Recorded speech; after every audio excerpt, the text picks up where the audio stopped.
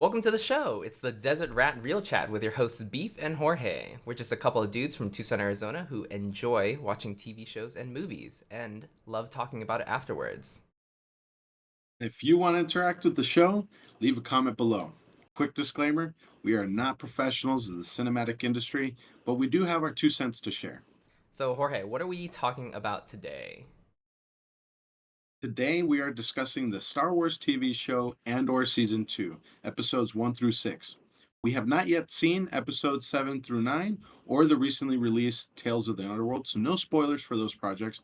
However, spoiler alert for all other Star Wars movies and TV shows, including Andor Season 2 up through episode 6. All right, so let me give a quick recap synopsis of Andor. So we'll transition to here. So Andor is a Star Wars TV show that serves as a prequel to the movie Rogue One, which itself is also a prequel to Episode 4, A New Hope.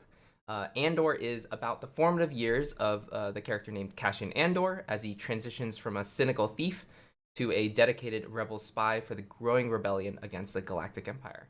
So to kick things off, Jorge, what do you think of Andor Season 2 so far? So far, I absolutely love it. I think it's definitely one of the better Star Wars TV shows that they've made.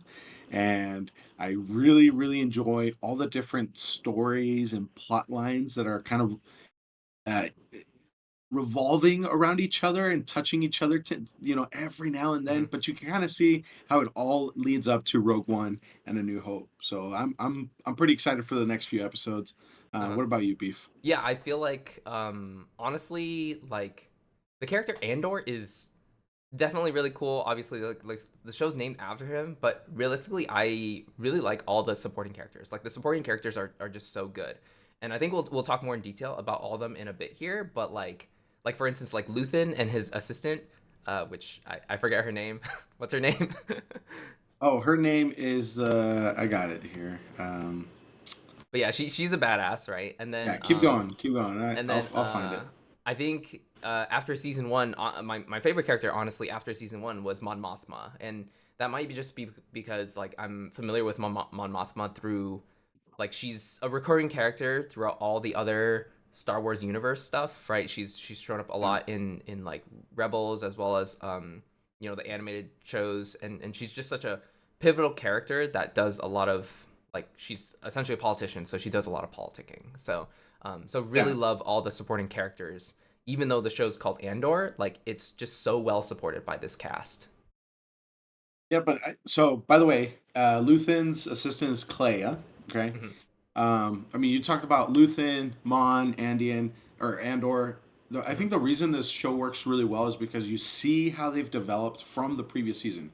So, in Yeah. like the first season, you can kind of see them struggling against the foundations of the rebellion, how they're trying to fight the Empire, and that's fine. Like, it's really compelling. But I think they took that to the next level and they started showing how in this season they're just tired and worn out. Like, Hmm. Luthen in the first season was like grand and he had these really big entrances anytime he was in his gallery. And right now, he looks stressed out. He looks like tired.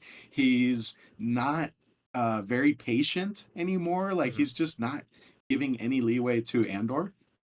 Yeah. And then Mon Mothma had that whole scene with the marriage, and at the end of it, she is just like drinking and completely letting loose because she just I feel like she's like in a corner and she has nowhere to go.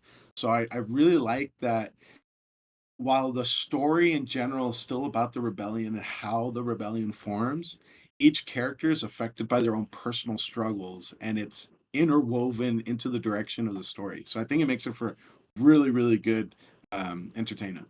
Yeah, I will have to say, if you look at this photo of Luthen, though, he's still, even though like in season two, he like or season one, he's super calculated and he's like in control, like you said. Season two, he definitely does let loose. But I gotta say, him Mhm. in this photo, he's looking always clean and dapper, right? Like he has like he's really good at upkeeping this image, still, despite like him being a lot more risky in this season. Um, and just things going off the rails in certain places, as we saw with like what happened with the party, and what Clea had to do. So should we? Do you want to just start talking about it from I guess I will say I watched like episode 1 through 3.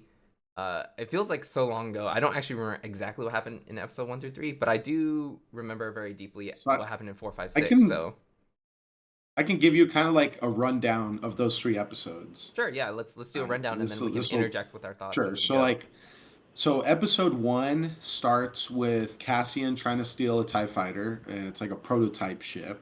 Hmm. But he ends up getting captured by a group of like ragtag group of rebels, actually on Yavin 4 of all places. So that's kind of cool tie into A New Hope, and they don't even rub it in your face. It's kind of I think it becomes a little bit more apparent as time goes on. Oh yeah, I thought And it it was also like it looked familiar. I was like, is that Yavin 4? Yep, that's what it was. Yeah. Uh-huh. So it turns out like they didn't know who Andor was, and so they captured him because they thought he was an Hmm. Imperial, pilot. Mon Mothma is preparing for the daughter's wedding. She's still trying to fund the rebellion. Hmm.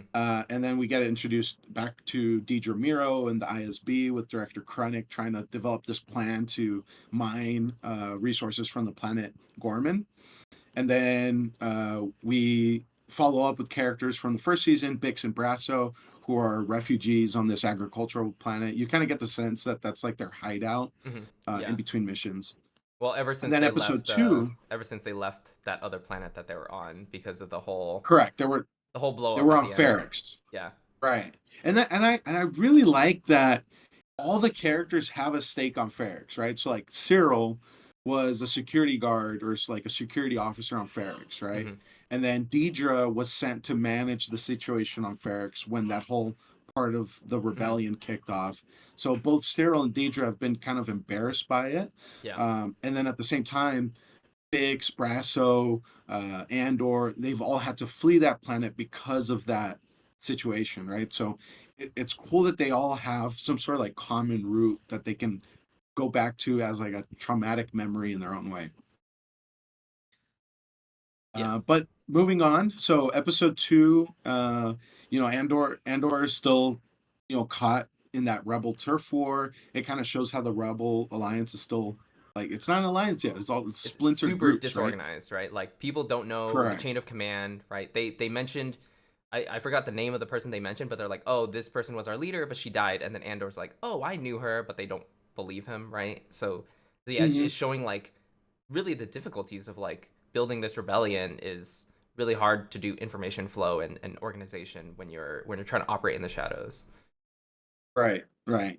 And then for the rest of episode 2, you get to see all the kind of struggles that Mon Mothma is going through at her wedding, specifically with keeping a lid on her funding activities, Hmm. as her buddy, her friend, is having to deal with imperial inspections, Yeah. which ironically enough is exactly what's affecting Bix and Brasso on Mina Rao. And then episode 3, you start kind of getting a culmination of all those things.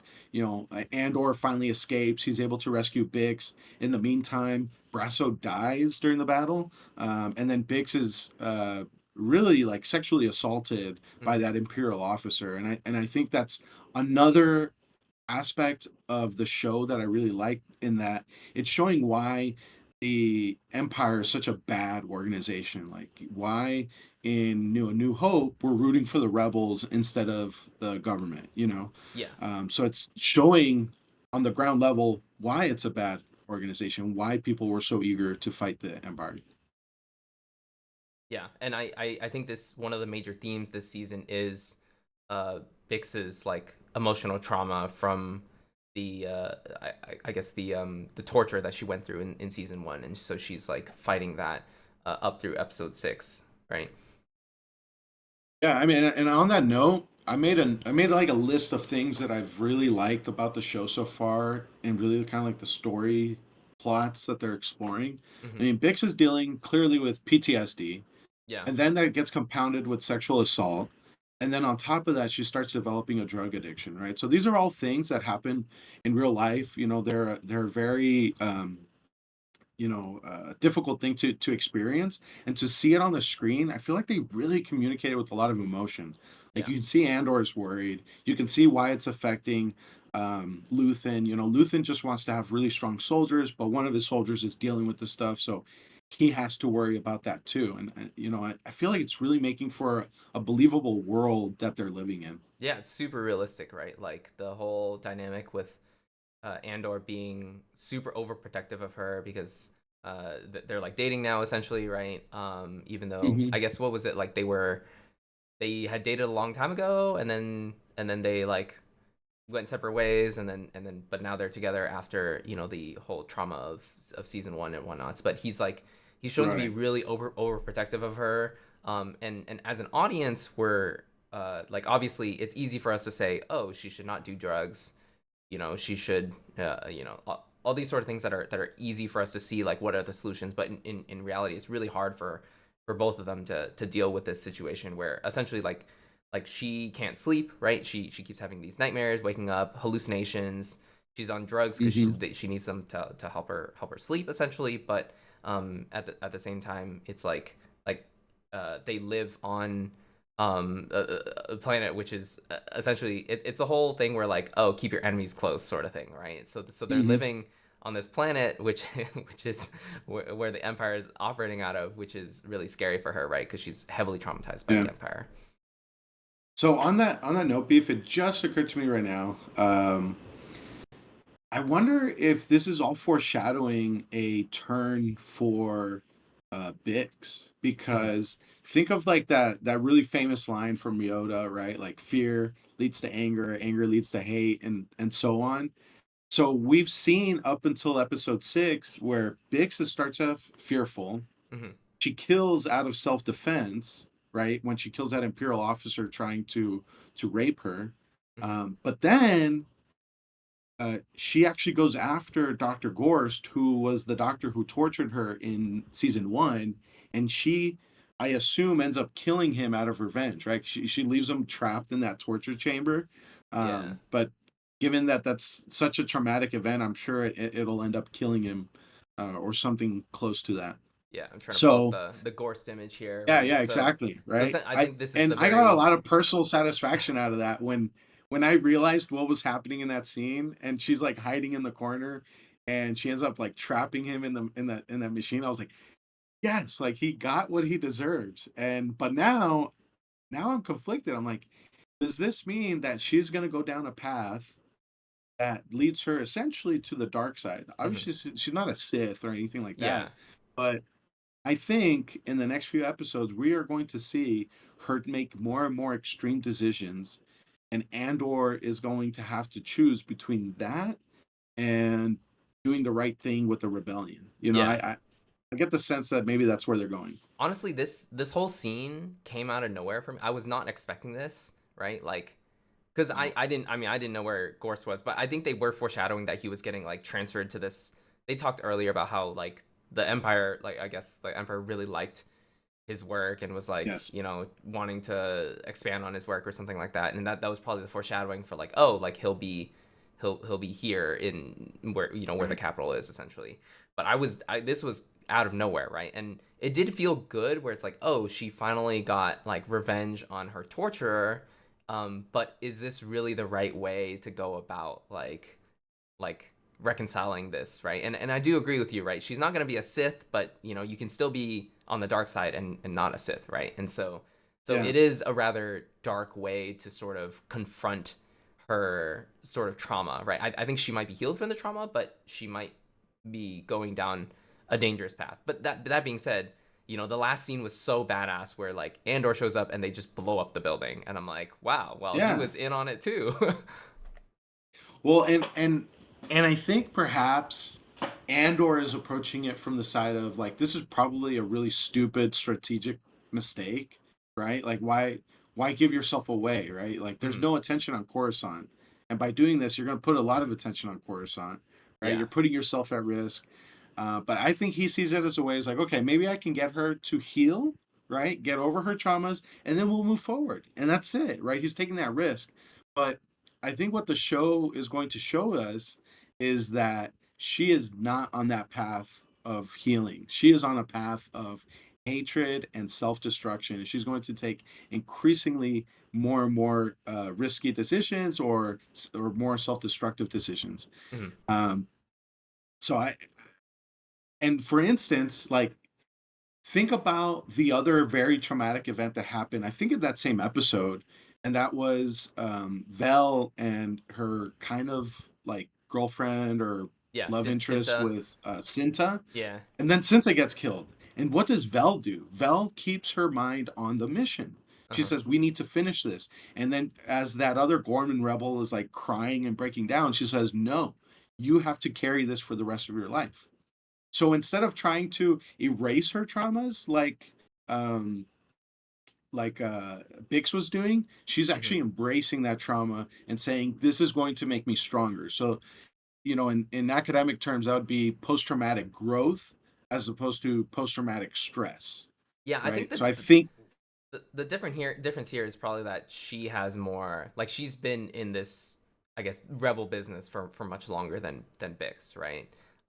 So that's it true. made sense that she had the strength to like be like, okay, my the love of my life just died, but we're gonna continue on. And so it was really good to see that. I think that was excellent writing and like just perfect character development, right? I think at the Mhm, point that they reintroduced Cinta, I was like, I think one of these two girls is gonna die. like it just seemed like the perfect setup for like, we gotta spark the flames of this revolution, and that's one of the big themes of like Luthen. you know to spark a revolution, you need people up in arms, you need people to be really passionate about it. And what would you be more passionate about than the love of your life dying? Or in the case of Gorman, right, like Luthen is, I guess the overarching theme there is Luthen's like willing to have Gorman essentially get destroyed if it mhm. ignites the rest of the galaxy to be like, hey, the Empire's doing something wrong, right? We sacrifice Gorman, but for the greater good. And I think that's one of the major moral dilemmas that Andor is gonna have to go through is like, Mhm. can I be a rebel where I give up, I let some people die on purpose for the greater good. And it does seem like the main character of Andor is probably the most morally centered character in the show, whether or not it's best for being a rebel, right? And I think eventually he may have to learn to give up some of those morals, to help defeat the Empire. Well, I mean, there's been a thread, at least in the first few episodes, of Luthen challenging Andor and vice versa, and Andor seemingly not wanting to continue with missions because of Bix, right? So Hmm. instead of hiding the TIE fighter, he goes and rescues Bix. Instead of going on another mission to Gorman, he comes back to Coruscant to take care of Bix. Hmm. So for me, this has been a conflict between Luthen and Cassian, Hmm. and at some point in the show, I think it's going to come to a head Yeah. where Andor has to choose. And I'm also keeping in mind because we do know that the end of this season goes right into the movie Rogue One, right? So I do think that he's going to be put up against it, and he's going to make that decision, and that's what's going to lead into Rogue One. I'll have to rewatch Rogue One. I think I've watched it like 3 times, but I love that movie. It's just so good. Um, but yeah, Yeah, I'll have to rewatch that to kind of refresh my mind on, because it's been so long. Like, when did it come out? Gosh, like, uh, Star Wars Rogue so I One, can tell you it came out in 2016. 2016. Ooh, Yeah, 10, 2016. 10 It's years been ago. yeah. Um, so he's doing pretty well. Yeah. Well, let me ask you this. Andor is not a show about Jedi. It's not a show about the Force, Hmm. right? Um, like, does it really need to be? Like, what do you like the fact that it's removed from that, or would you like to see more connections to that? Like, what's your take on that? I mean, I guess this is gonna launch us in potentially into some discussion about just like the larger, I guess the larger Star Wars universe in this case. Um, but like, again, like I've told you, my favorite Star Wars movie is Rogue One, and I think there's literally only, I think, one lightsaber in that movie, and it's Darth Vader at the end or something. Oh, Um, it's a beautiful scene. yeah, amazing scene, just goosebumps all around, right? But I think I just feel like the Andor and Rogue One are an example of where like really good writing can carry your story. Unfortunately, I feel like the lightsaber has been really diluted over the years, right? Like the with the episodes 1, 2, 3 of Star Wars, right? With there was where the Jedi were, I guess, at their quote unquote peak or something. We saw so many lightsabers, and that was super exciting when it came out. But I feel like Hmm. when 4, 5, 6, when episode 4, 5, 6 happened, like lightsabers were so rare, right? Because essentially the Jedi were almost wiped out, and the only Sith you see is Darth Vader and Palpatine, right? Um, and Well, so at also this I just want to interject real quick. It yeah, also was a limitation of the technology of the time, that's true. right? So Yeah. CGI was not what it was where it was at, and so I think they had to write the story to to compensate for their lack of Mhm. technology. But I think I that's mean, part of just go it, but ahead. I do think like George Lucas originally wrote 4, 5, 6 with the lightsaber being this really like crazy iconic rare thing, right? And then Hmm. come episodes 1, 2, 3, it's like, oh, the lightsaber's so common, they're everywhere, it's like they're a dime a dozen sort of thing, right? Um, and I think the lightsaber is some really significant symbol of something in the Star Wars universe. And it doesn't necessarily have to be like in a Star Wars show to make the show really good. And Yeah. Andor, Rogue One are examples of that.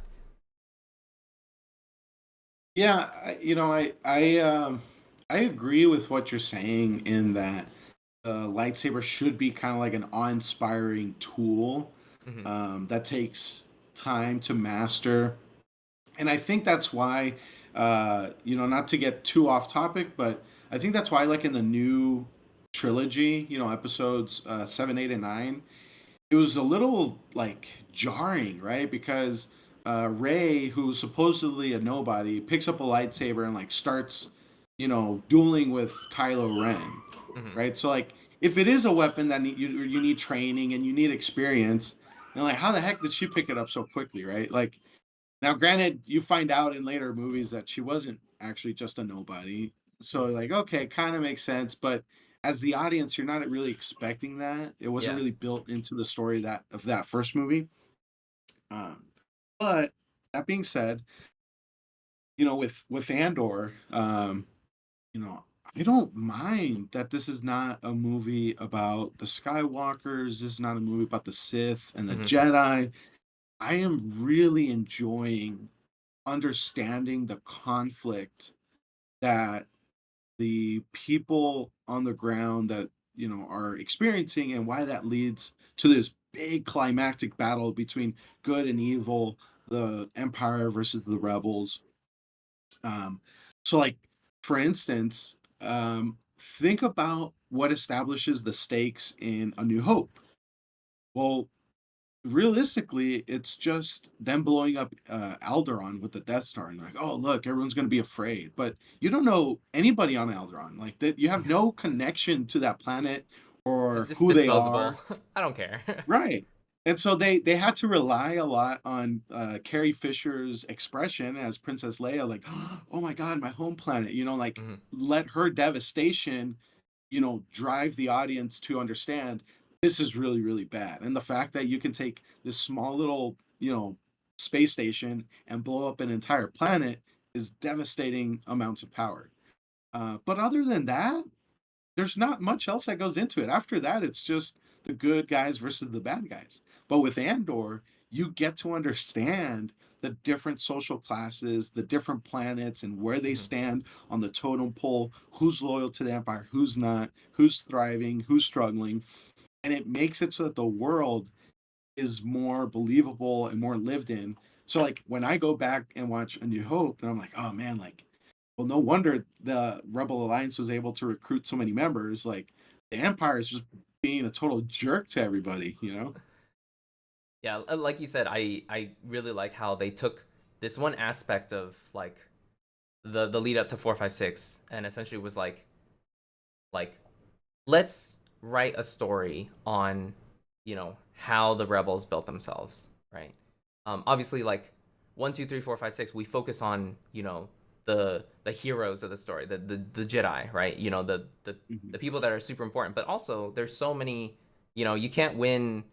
The rebels can't win with just Jedi, right? You need so many other people that laid this foundation, and I love how they took this one idea And you and I have talked about how the Star Wars universe is just ripe with so many good like storylines that they could explore, and I really love Yeah. that they explored this one, which was like a new storyline essentially. There have been a lot of Hmm. Star Wars episodes recently that have been trying to explore existing storylines, right? So like Obi-Wan's an example of that, like exploring what happened Yeah. to Obi-Wan between episode 3 and episode 4, right? And that's fine and all. Obviously, like a lot of fans want to go back and they want to see that, but this new Mhm. storyline is just so cool. Should we jump into? I guess I have like an assortment of random notes across episodes 4, 5, 6 of Andor, not of Star Wars. Yeah. Um, Yeah. Do it. I'd um, love to hear what you've got to say. yeah. First of all, I guess we'll just go through some of the stuff here.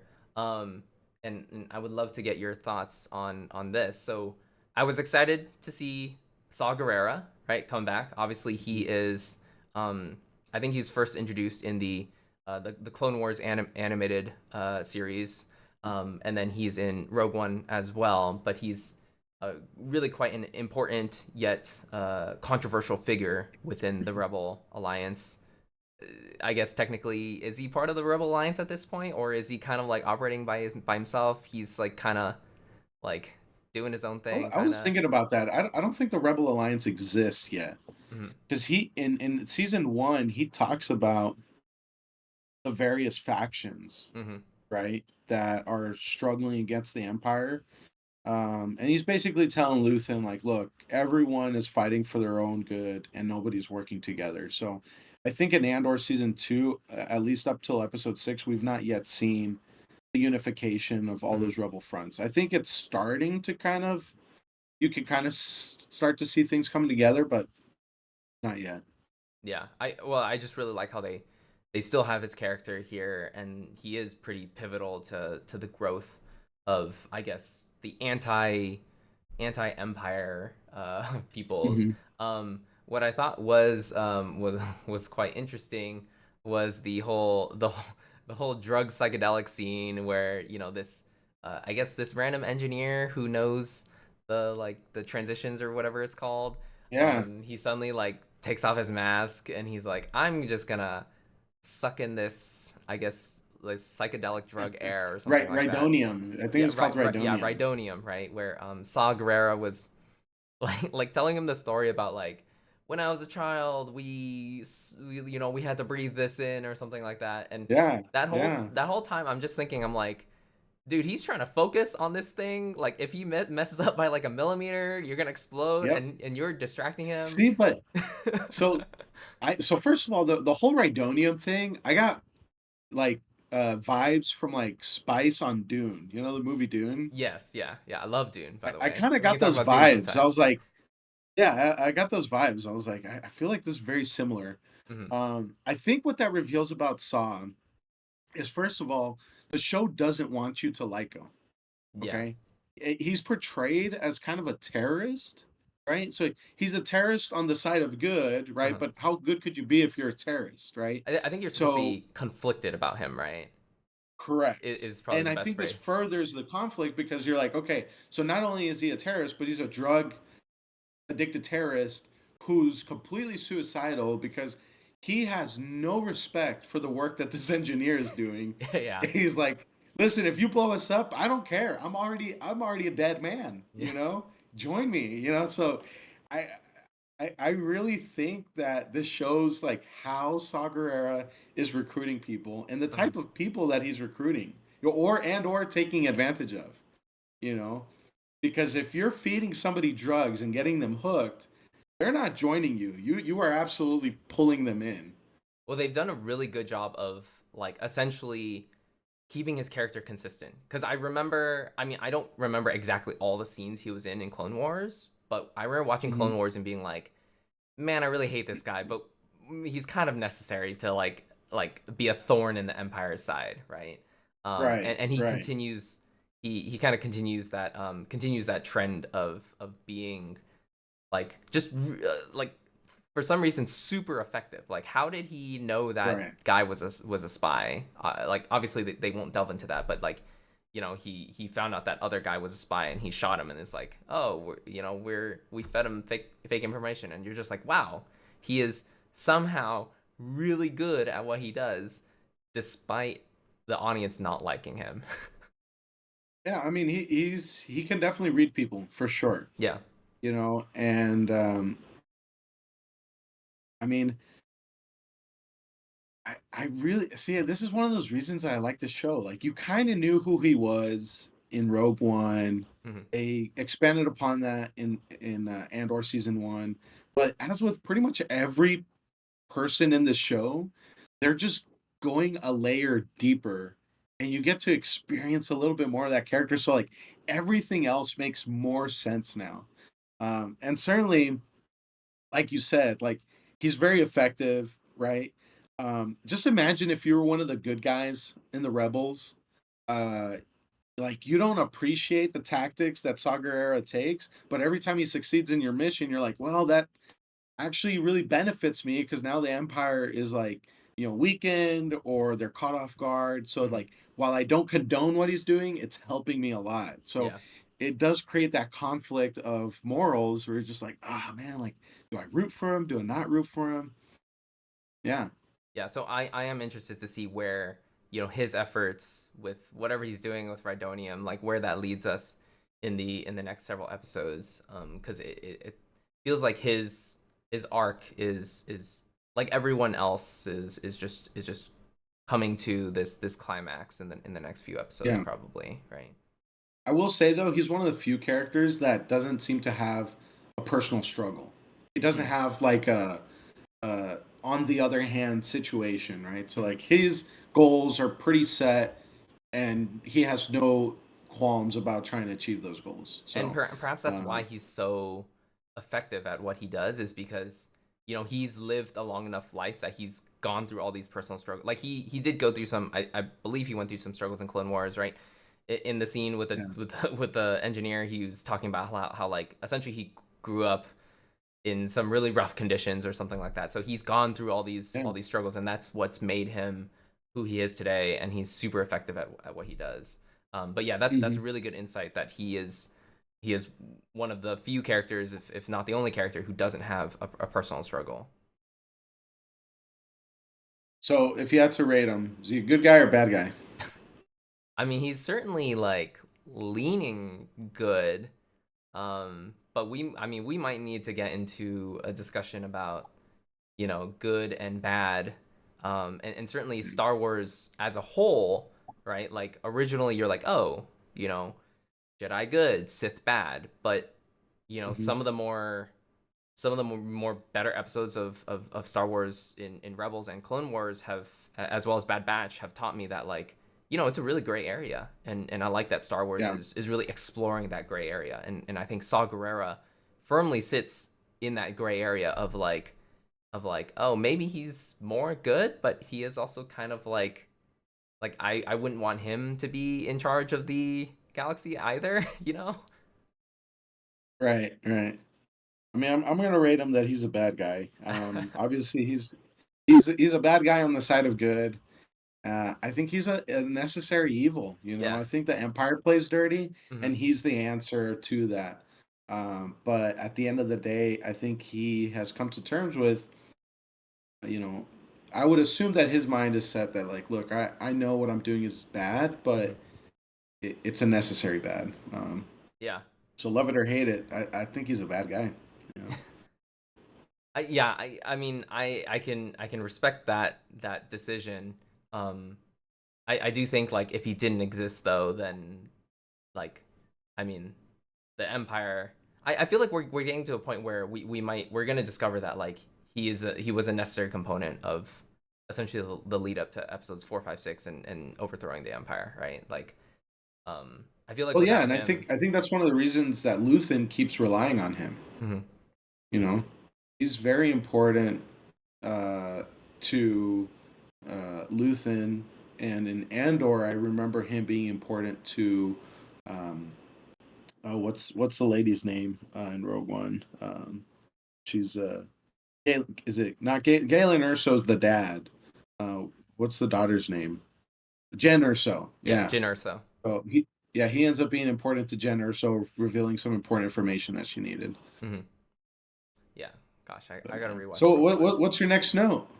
I mean, we could talk about. Let's see here. What do we want to talk about here? Oh, I do want to talk about. I think you and I both had this as like, I guess one of the images that we'd thrown up. Just it was good to Oh see man, the Senate Assembly again, right? I This I think love that. the first scene that we saw this was it episode like Star Wars episode 2, was it, or it might have been episode I 2 think or no, episode I 3. think didn't they show it in episode one? Oh, they Maybe they no. might have, but I Well, guess either way, I feel like it's been such a central set in the mhm. Star Wars universe, but I feel like it's really important. It is, and Um, it's kind of like an iconic like location in the Star Wars universe, and we've seen it many mhm. times, but every single time we see it, it's like kind of like what is the direction that the galaxy is heading essentially? Like is it going evil? Is it going good? Usually it's a bad thing, right? Usually we're like, oh, I everyone's think voting for something bad. I think the first thing to notice is in the prequel trilogy, that room is filled. Like every single seat is filled with Hmm. representatives across the galaxy. There's vibrant debate, right? The chancellor at the time is either being applauded or booed at. And then once you start seeing that room again, I know they have it in a couple of like the animated shows, but then again, here in Andor, if you look, a lot of the seats are empty. And Mm, I think what that shows is that um, representatives or planets are just being complacent. They're like, yeah, you know what? Either we like the way things are, or we just don't see that there's any recourse. Like, I don't think there's any use in us going there to like debate about it. hmm. So they just stay home, you know? And I think this scene is such a powerful scene where they're administering an oath to everybody, and part of me was really, really nervous. I thought that there might be people like watching all of the senators and that would notice like that Mon Mothma stopped repeating the lines after a certain point, you know? And man, I love seeing the tension of how she was like gripping the podium, Hmm. almost like she just wanted to like burst out yelling at everybody, but instead she's just keeping her cool as much as she can. And I felt like there was a lot of loneliness in that, right? Because it was really focused on her. Yeah. I was like, she has been in the Senate since before Order 66, like since before it was a galactic empire. Yeah. And she is watching this organization literally fall apart. And I think she feels that she is one of the only people noticing the cracks. And that's Hmm. got to be really lonely, really frustrating. Yeah, I actually didn't notice that the Senate was so empty, and so thanks for pointing that out. And that is an important point, right? In terms of the fluctuating politics of the galaxy. Um, but yeah, I think Mon Mothma, again, like she was my favorite character in season 1 of Andor. I think Oh, my favorite really? character in Okay. I think my favorite character in season 2 might be Luthen's assistant, but in any case, Mon Mothma's like I think she's like trying to grip to this control where she's like she needs to stay poised because the best thing that she can do for the Rebel Alliance and for the greater good of the galaxy is to essentially work from the inside, right? And to not like if she blew up right there and tried to was really not subtle about trying to push back on things. I think that she recognizes that would hurt the ultimate end goal of Mhm. bringing down this evil empire, right?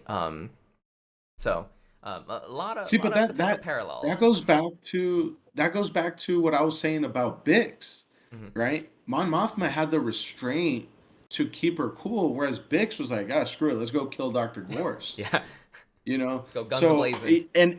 but here's the thing, like Mon Mothma is also losing a lot. Think about it.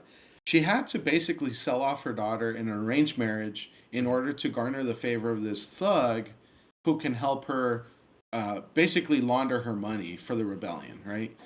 She ended up losing her close friend, that other gentleman from Chandrilia, who was originally laundering or like helping finance the Rebel Alliance, and now he is turning to that gangster as well because, well, the Imperials are now auditing my finances and I don't know what to do. And she's like desperately like, please, I can help you. Like, let me just make this better. And that doesn't work, right? And now she goes to work only to find out that she's being asked to make an oath of loyalty, right? So like I think every part of Mon Mothma's life is starting to fall apart, right? And then Hmm. and then on top of that, her daughter tells her to basically, I wish you were Yeah. drunk and like you're a Yeah. bad mother. And I was like, man, that like she's getting slapped across the face at every turn. And yeah, this is why I think that she's such a tragic character Hmm. because she's trying her best to convince others to help her politically, and they're all turning away. None of them want to do anything with her, Hmm. and so she's a character of loss. She She really might is. be the character who's had to like sacrifice the most in the show thus far in terms of like things she's had to give up um to try to further the Rebel Alliance, right? Like obviously like, others I have think had so. Yeah, people die, but like Mon Mothma has knowingly and willingly had to give up the things that she's had to give up in order to, yeah, you know, do what she thinks is right. yeah. And speaking of dying, like we've already had two major characters die. We've Hmm. had not Bix, Brasso and Cinta, Hmm. and I keep thinking like, wow, like they are really turning up the notch on what the stakes are Hmm. because these are characters you care about, and to see them killed off so suddenly, to be honest, um, like man, like it's like a gut punch every single episode. I will say I since it's been so long since I've watched season 1 of Andor, I didn't feel like so hit by like obviously I remember after Brasso died, I remembered like oh he actually did so much for Andor and Bix in season 1, and obviously Cinta was a really central character in season 1. Hmm. In season 2, they obviously are much more like quote unquote minor characters. Brasso, I felt like he died what in like episode 2 or something like that, right? So it's like really Correct. Yeah. like he died really early, and then Cinta essentially like we saw her once and then she came back and then she died. So it didn't, I guess it probably would have hit me more hard had I watched like season 1 and then just like watched season 2 right afterwards, but it has been a while since I've seen them, right? But So if yeah, you don't they mind, I'm gonna disagree with you just a little bit. Okay. Here's why. mhm. So I think you're right in that these characters, you didn't get to fall in love with these characters again, Yeah, yeah. but they did absolutely establish their importance. So, for instance, Brasso, you could tell he was kind of like the caretaker for Bix while Andor was gone. Mhm. Right. So you see him as like a fatherly figure. He's like just a protector. He's really important. And to lose him, right, and immediately Andor gets to see him, you can feel the emotional weight in that episode. And with Cinta, you do get to see her in one like a previous episode where she's like supposed to be driving Yeah. the one of She's like the she's Trandrillian a guys Uber around. driver. And she's an Uber driver. I was like, it was kind of weird. I was like, I feel like she's there to assassinate the guy, No, it's just a you side gig, know? Jorge. She needed more money. Right. And I was like, that's such a and at the time I was like, I feel like I remember her from season one, but I Uh-huh. don't remember why. And then that's why I really Yeah. appreciated how they set up that episode when she comes back and Hmm. she meets with Vel and they talk about like their broken relationship and how they've wanted to come back together. So it reminded me, okay, so these two ladies had a relationship, was deep and meaningful, and now they're working together again. And you can kind of see them.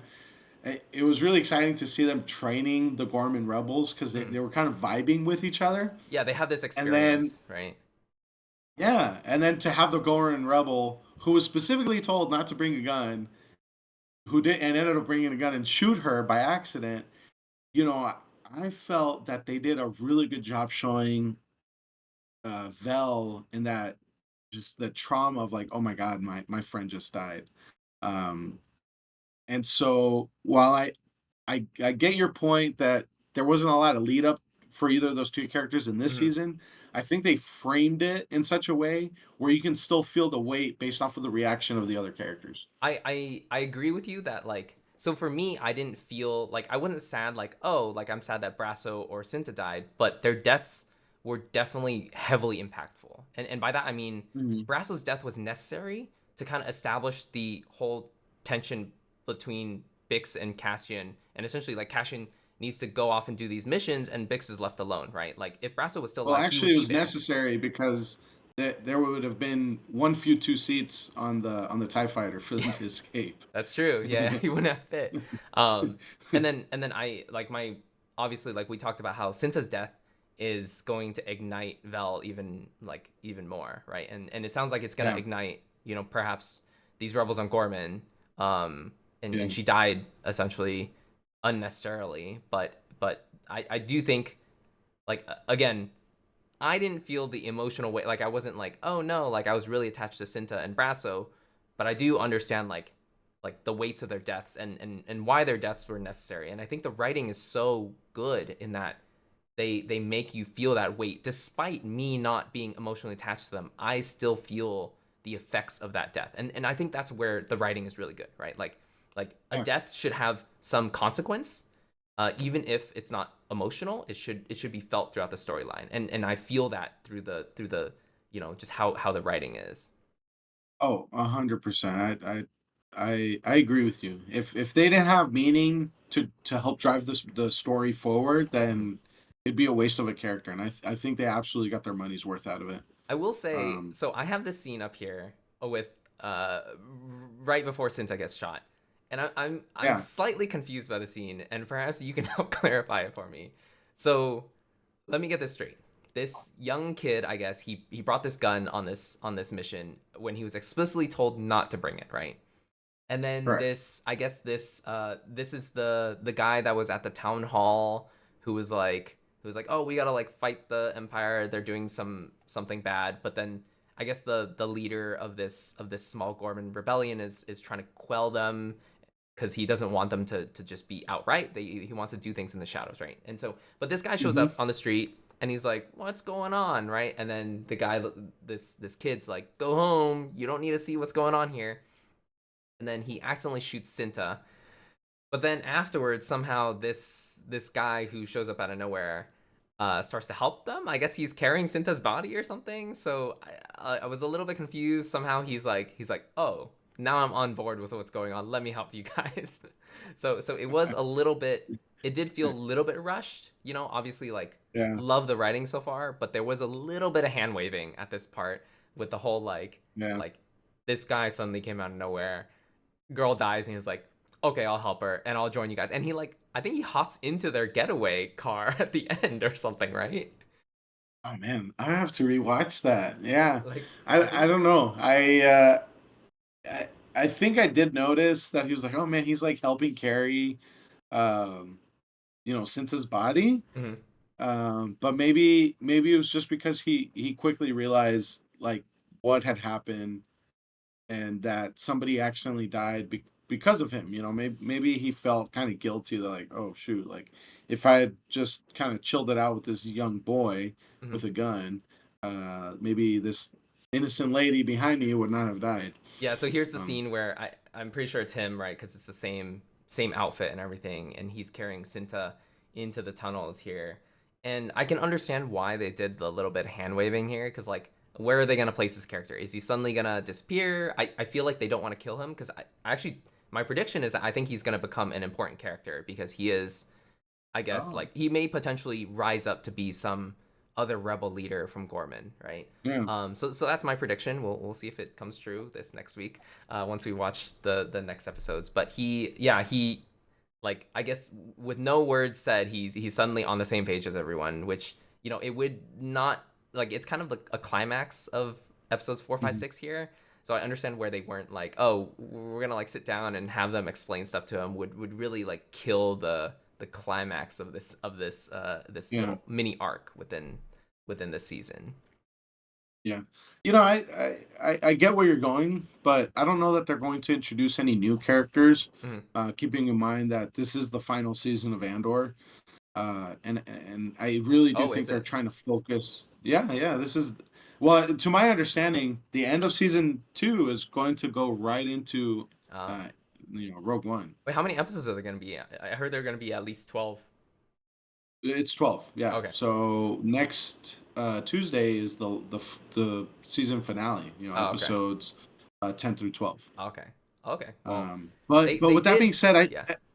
Go ahead. I think the point behind showing this heist go wrong is it's just man, again, it's why I appreciate the show. They're just world building, and they're Hmm. showing like, listen, when we get to A New Hope and you have this great rebel alliance that's organized, there's a military structure to it, you have ranks, like that's not where it started. And you have these cells locally who are trying to rebel, but they have no experience with it.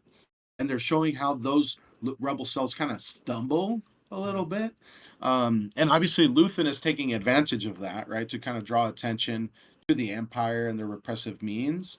Um, but it shows a contrast between the experienced military professionals being, Vel and Cinta, and the basically an insurgency. Like when I saw their planning meeting, all I could think about was like US forces, in say like Afghanistan training, or like in the Middle East training insurgency forces, Hmm.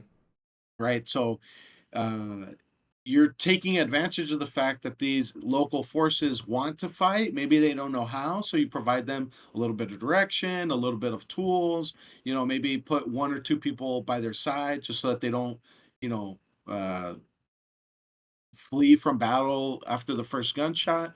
But I was like, man, I feel like they took a lot of inspiration from, you know, how insurgencies work, in military history. I thought they had to have been taking inspiration from that because it really looked like the way. I mean, they had a map, that little model of the town. Hmm. They rehearsed the plan. They established the chain of command. They established, okay, we need certain routes to exit from, and all of that. I was like, man, it's like very organized military planning. Yeah, So it felt I have really to assume, realistic. yeah, yeah, exactly. Super realistic. Coming from someone who has not been in the military, but I'm leaning on your expertise for this segment.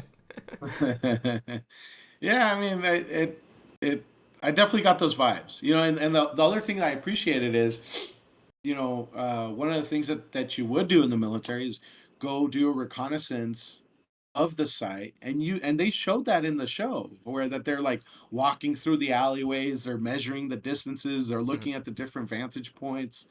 And I think if they had a, a better fleshed out team, they probably would have caught Cyril spying on them because they would have had a proper perimeter, Yeah, yeah, because right? he's just off to But the again, side over there. this is just two expert rebels trying to train people who are not experts at all. I mean, Mm. when you think about it, this planet is revolves around like spider silk and clothing. So these are like the last people you would think to have a military bone in their body. Yeah, I actually would not be surprised if they had hired someone onto the crew or like with the writing staff, some sort of military strategist. I Yeah, think I read an article, read a headline today that Andor season two's budget was like over $200 million. So it's a really high budget like TV show for the amount wow, of episodes that it is. So they pumped a yeah. lot of money into it for sure. And I think it shows. They have a lot of different sets. They're very like detailed and like they appear lived in. Every time they go to a different area, a different planet, like where you're at. I love the fact that Chandrilia is so distinctive. Every time you're on that planet, you know you're there. Mhm. From the costumes to the set pieces, it's really well fleshed out. Yeah, super well done. Just amazing outfit design and amazing production value. So I was curious. So like you were saying that the end of episode 12 will lead directly into Rogue One. Do you know if there's any sort of time skip between those two? Because Rogue One leads directly into episode 4, A New Hope, and Leia's like pretty much grown by that time, right? But I think we Mhm. just saw in either episode, I think episode 5 or 6 of Andor season 2, we just saw Bail Organa. So I was trying to Mhm. pull up a screenshot of him, but I don't have one at the moment. But when I saw Bail He Organa, I was was like, oh, recast, by the way. He yeah, was recast. I yes, was very I'm not surprised. surprised. Well, I feel like, I guess. Well, do you know the reasoning behind the recast, or No, like I what don't. was? But I think they picked a pretty good character or a pretty good actor for it. He looks Yeah, close yeah, enough. he was pretty close. Yeah, so when I saw him, I was like, oh, he looks like in the stage where Leia is probably still a kid at this age or something like that. So I was From unsure my if there's. actually, from my understanding, and granted, I've read maybe one or two of the Star Wars books, and definitely not anything about this era. Mhm. From my understanding, Leia is currently a junior senator because remember she's on the Senate in A New Hope. Ah, okay, yeah, yeah, she is. Yeah. I wouldn't be surprised if at some point we go back to the Senate piece or to Hmm. Coruscant, and we get like a cameo from Leia as a senator. That would be really cool if we could I see mean, that. yeah. I mean, as long as we're trying to connect to Rogue One and A New Hope, I mean, why not, right? Because Leia is at the battle on Scarif Hmm. when they're stealing the Death Star plans, right? She is there, Yeah, right? So what led her there? And I think maybe Mon Mothma is the one that helps bring her in along with Bail Organa. So yeah. So here's Bail Organa, I think. Yeah, that's him, right? yeah, Little bit that's little him. bit skinnier than I remember him. So yeah, I think when I saw that, I was like, oh, it looks like he That he was that he was keto diet. recast. Yeah, yeah, yeah. So we are coming up on 1 hour here. I wanna. This is much longer than we expected this to be, but I'm curious if you have any other closing thoughts on that we want to talk about here for Andor season 2. So my thoughts are, uh, I hope Lucasfilm and Disney are paying attention at the things that make Andor great. And it's not that they're revisiting a previous part of the plot line that hasn't been explored. Hmm. It's just that they're character driven stories, right? They're very compelling, relatable struggles, right? We talked about, PTSD and traumas, the loss of people that you love, right? These are all things that are relatable, right? And they're just Yeah. putting it in the world of Star Wars. So I don't need, you know, another, Skywalker movie or Skywalker TV show. It doesn't necessarily have to be that. You could No one just needs that. do another Star Wars story that explores a new character that we haven't met before, and it's focused on characters. Hmm. So I hope they're paying attention to that, and yeah, I'm excited to watch episodes 7 through 9, and then next Tuesday 10 through 12. Yeah. What about you, Beef? What are you most looking forward to I in mean, the last half of this series?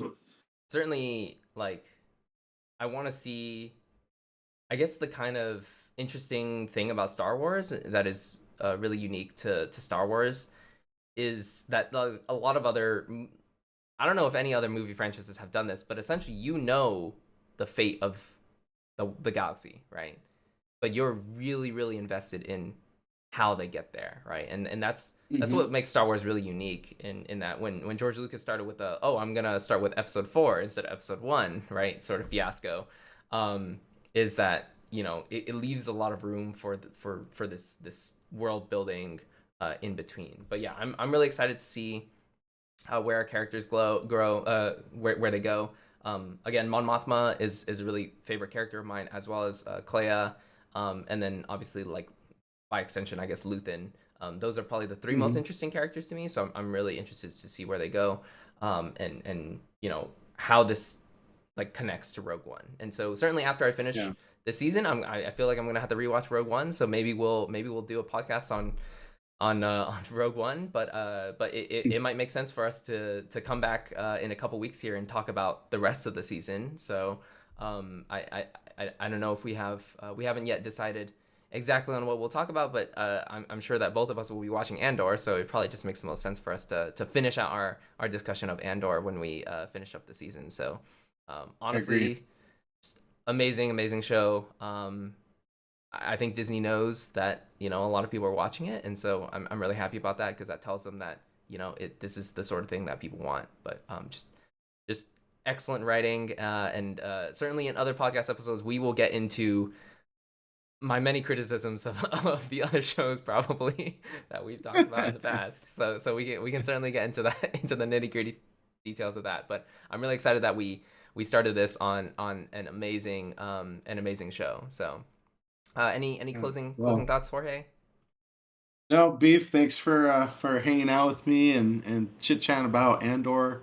I feel like a lot of people are kind of behind on the Star Wars TV shows, Hmm. so being able to talk about it with somebody is pretty good, man. It's allowing me to scratch that itch. So I hope that whenever we rewatch this, we enjoy it. The Desert Rat Real Chat.